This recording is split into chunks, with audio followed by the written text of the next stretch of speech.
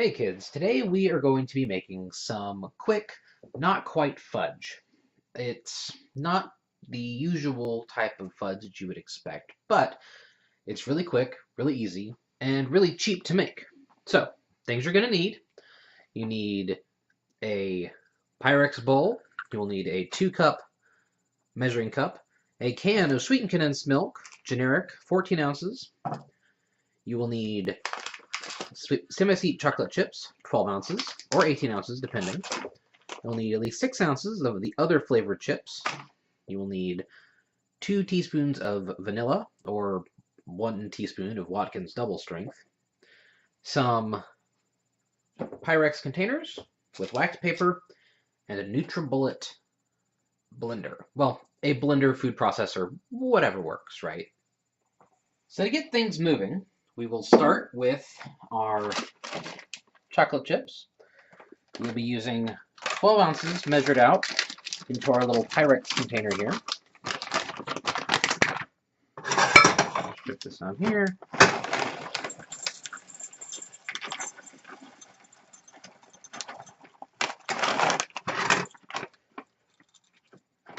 So,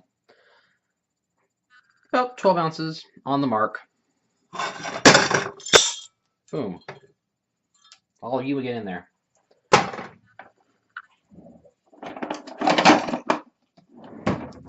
Also, so just generic sweetened condensed milk. If you can find it, the Eagle brand chocolate or caramel is really, really good. But they seem to have discontinued it, which is really unfortunate because it added a lot of options. Like, they had chocolate condensed milk to make, like, double chocolate fudge. Just wild. Got one of these nice rim cutter can openers, so I can do that. Ah! Well, whoops. I'm sure my dog will enjoy that. He's my little helper right there.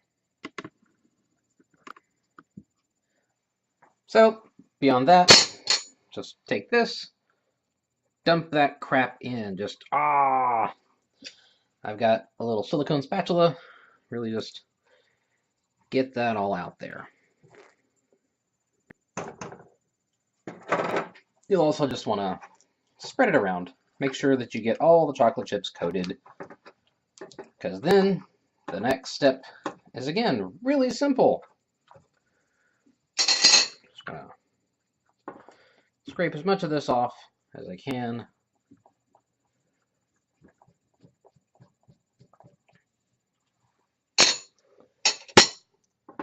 And then into the microwave it goes. I have an 1100 watt microwave. It does not mess around. 1 minute.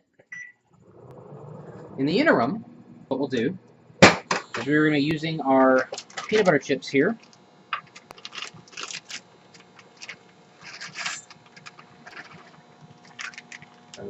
Soul House peanut butter and milk chocolate. That's about 6 ounces. Now this is where the blender comes in. About that. These NutriBullets are great because they don't, you don't gotta mess out. They have preconceived things. One thing I do, and I make sure to do, is that my second step chips are always frozen. I stick them in my freezer for a little bit. That way they chop up nice and fine and don't necessarily melt to the top right here like you see. That's just powder. So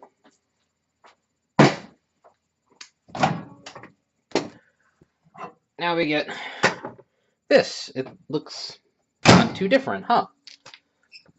Get this powder. Boop. Use my teaspoon here.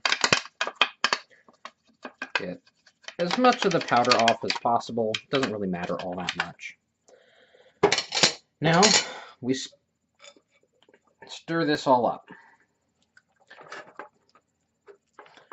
So the reason that I freeze the second stage stuff is that chocolate chips that are not necessarily chocolate chips, like salted caramel chips, peanut butter chips, cinnamon chips, whatever, tend to have a slightly higher melting point, it seems, and putting them in second and chopping them up like this gives them time to blend in. There's less mass to melt.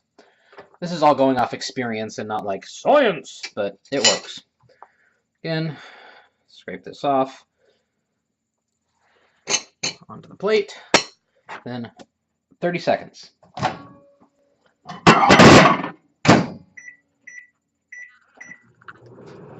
At this point, a bit of salt, a bit of vanilla extract. Pop that open. Getting a little bit of a salt on top, not a ton, just a little.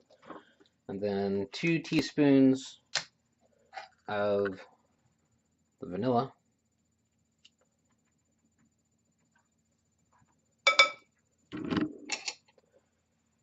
And stir it up again.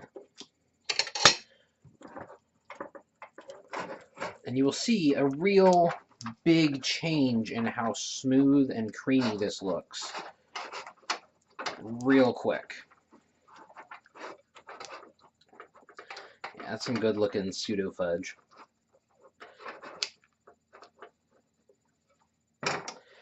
Then we get another half a minute to finish it up, get it back to a fairly molten state, and we'll put it into our container. Good enough.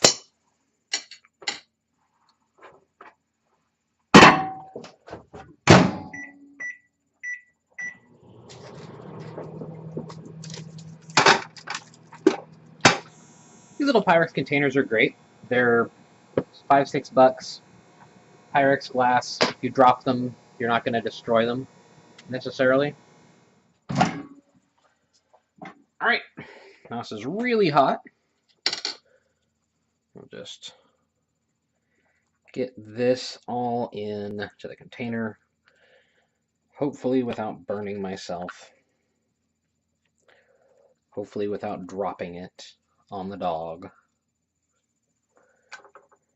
And once you get it all in there, you spread it around, give it so it's an even-ish amount on all sides. Scrape it mostly clean, because you're going to have to wash this again. You're going to have to wash it anyway. But in between batches, you definitely need to wash it when making mass batches of pseudo fudge.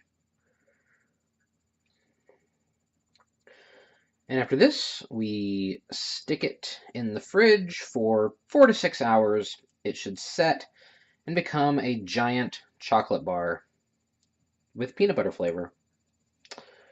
And that's it. That's how you make super fast pseudo fudge. If you guys try it out, I'll put the recipe in the description below, and let me know how it goes for you. Thanks for watching.